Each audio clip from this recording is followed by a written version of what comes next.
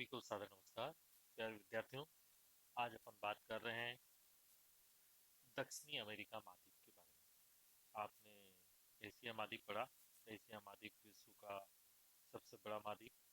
उसके बाद second number पर अफ्रीका महाद्वीप। थर्ड नंबर पे अभी अपन ने अध्ययन किया था नॉर्थ अमेरिका महाद्वीप के बारे में। और विश्व का चौथा जो बड़ा प्रायद्वीप है, महाद्वीप है, वो महाद्वीप है दक्षिणी अमेरिका, साउथ अमेरिका, जिसका क्षेत्रफल है 1,78,19,100 वर्ग किलोमीटर। यह विश्व के धरातल का लगभग 12% एरिया कवर करता है। दक्षिणी अमेरिका का अधिकांश भाग दक्षिणी गोलार्ध में स्थित है।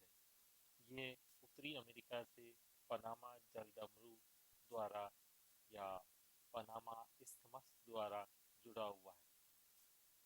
ऐसा माना जाता है कि क्रिस्टोफर कोलंबस ने अपने तीसरे अभियान में दक्षिण अमेरिका के ओरिनिको नदी के मुहाने पर पहुंचकर इसकी खोज की थी। इसीलिए अमेरिका शब्द बार बार अपने काम आता है। जैसे उत्तरी अमेरिका, दक्षिणी अमेरिका, मध्य अमेरिका, संयुक्त राज्य अमेरिका। तो अमेरिका शब्द बहुत ज़्यादा काम आता है, इसलिए हमें इसका ध्यान रखना पड़ेगा। और कोलंबस ने इसकी खोज ऐसा माना जाता है कि तीसरे अभियान में की थी। दक्षिण अमेरिका 12 डिग्री 27 मिनट उत्तरी अक्षांश से 56 डिग्री 32 मिनट दक्षिणी अक्षांश के मध्य फैला हुआ है। यानी उत्तरी गोलार्ध और दक्षिणी गोलार्ध दोनों गोलार्धों के अंतर फैला हुआ है। इसके मध्य से मकर रेखा और विषुवत रेखा गुजरती है। इसका सबसे बड़ा बिंदु पुटा पुंटा गेलिनोस तथा सबसे दक्षिणतम बिंदु डियोगो रामीरेज है। यानी इसका उत्तरी बिंदु जो सबसे उत्तर में स्थित है, ये आप देख रहे हैं कि उत्तरी उत्तर में बिंदु स्थित है, ये बिंदु है पुंटा गेलिनास। और जो दक्षिणी दक्षिण में बिंदु है, उस दक्षिणी बिंदु का नाम है डिएगो रामीरेज। पूर्वोत्तर में इसका बिंदु सी ब्रांको पूर्वोत्तर, यानी ये है ब्राजील वाला हिस्सा।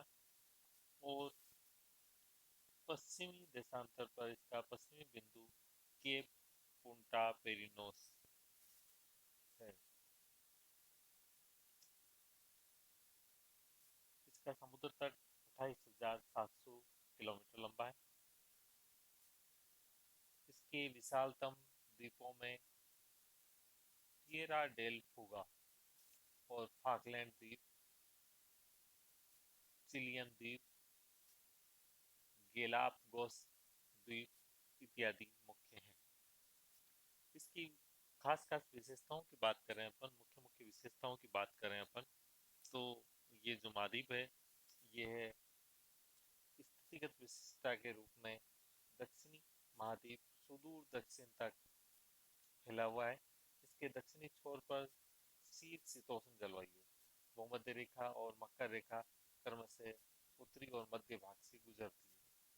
और विषुवत रेखा के भाग में यहाँ एक नदी भी बहती है, जिसे ओरिनोको नदी या अमेजन नदी का बेसिन भी कह सकते हैं। महाद्वीप के पूर्वी तट के सहारे उष्ण ब्राजील द्वारा गर्म जल की धारा प्रवाहित होती है। पश्चिमी तट पर शीत पीरू जलधारा प्रवाहित होती है।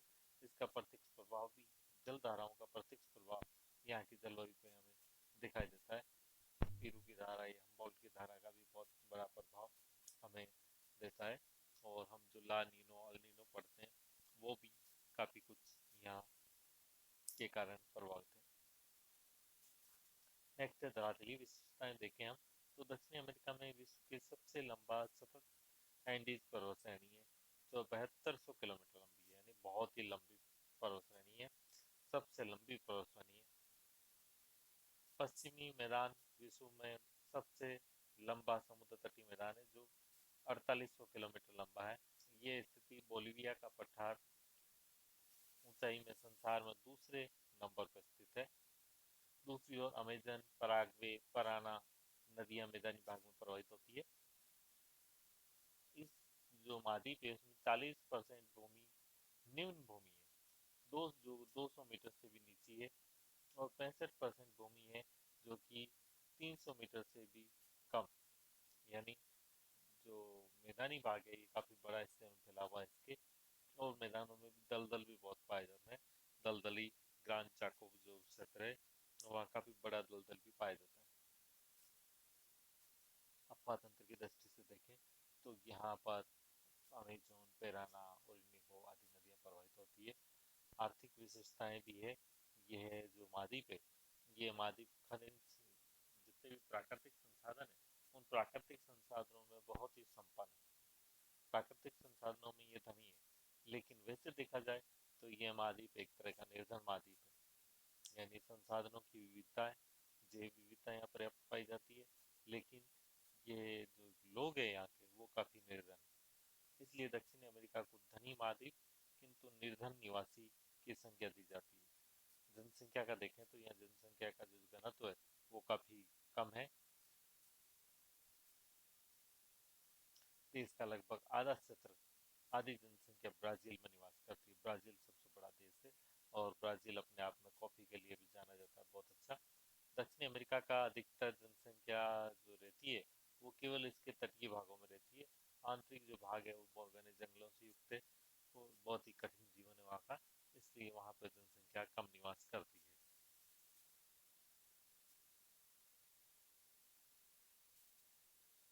इस महाद्वीप में वर्तमान परिप्रेक्ष्य में देखें तो इस महाद्वीप में बहुत तेजी से सामाजिक राजनीतिक ढांचे में बदलाव आया है, और विश्व राजनीति में भी अभी दक्षिणी अमेरिका देशों की विशेष भूमिका नहीं है, केवल ब्राजील का एक काफी बड़ा रोल होता है।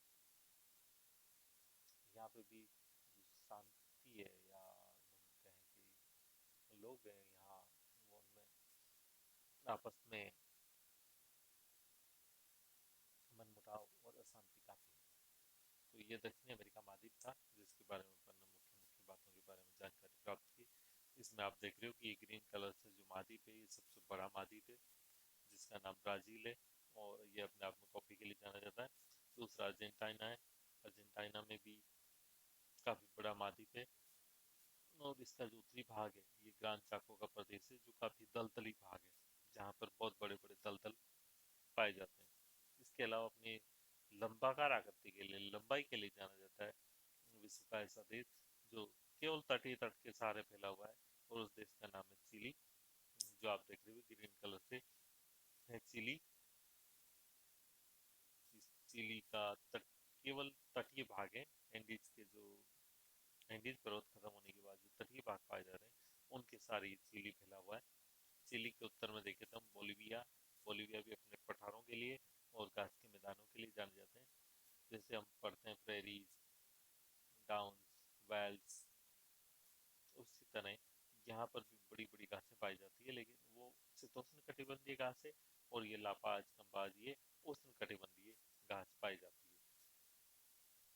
पेरू को अपनी धारा के लिए भी जाना जाता है। यहाँ जो धारा बहती है उसका नाम है पेरू की धारा, और हम्बोल्ट से भी संबंध है इनका।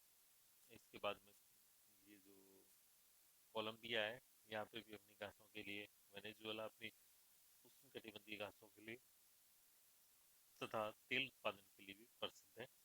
इसके अलावा उत्तर में छोटे छोटे देश पाए जाते हैं। तो ये हम बात कर रहे थे कि जो हमारा दक्षिण अमेरिका महाद्वीप है इसका एक सामान्य परिचय किस प्रकार का होगा उसके बारे में।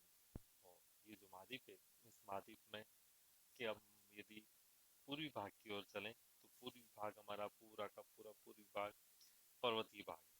पूरा का पूरा यहाँ पर पर्वत फैली हुई है श्रृंखला, और बहुत ही लंबी पर्वत श्रृंखला है, और अलग अलग पर्वतों की श्रेणियाँ फैली हुई है। और इसके बाद में देखें तो यहाँ पर बहुत बड़े पठार, जैसे ब्राजील का पठार, वेनेजुएला का पठार, इस तरह पेरू का पठार, बहुत बड़े बड़े पठार भाग, ऐसा नहीं है केवल पर्वत ही पर्वत है, पठारी भाग भी बहुत फैले हुए हैं। इसके बाद अपन बात करेंगे इसका जो पूर्वी भाग है ये ज़्यादातर मैदानी भाग है, और यहाँ पर जो अधिकांश जनसंख्या निवास करती है वो भी केवल इसके तटीय भागों के सहारे ही निवास करती है। इसके आंतरिक भागों का जो जीवन है वो बहुत ही कठिन है, इसलिए वहाँ पर यहाँ के मूल निवासी निवास करते हैं, या जो यहाँ दास के रूप में लोग ला गए थे उनके वंशज है वो लोग निवास करते हैं। बाकी जो जनसंख्या है वो अधिकांश तटों के सहारे निवास करती है। और अपन अभी भी पढ़ाई था कुछ समय पहले कि यहाँ के जो